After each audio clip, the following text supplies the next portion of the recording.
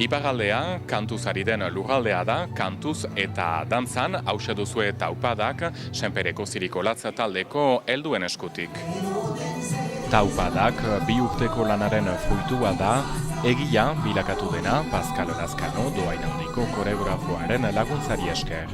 Baina zuzen, zer ekartzen du dantzatzeak heldu talde batean?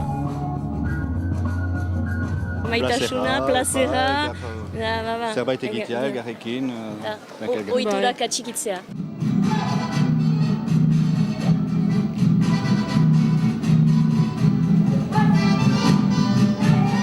Gozatzen dugu, eta hori erakutsi nahi ginuen, ogoita mar urte, eta ondotik ere gozatzen altzela, dantzatzen altzela, gure neurrigat, baina egin zitekeela.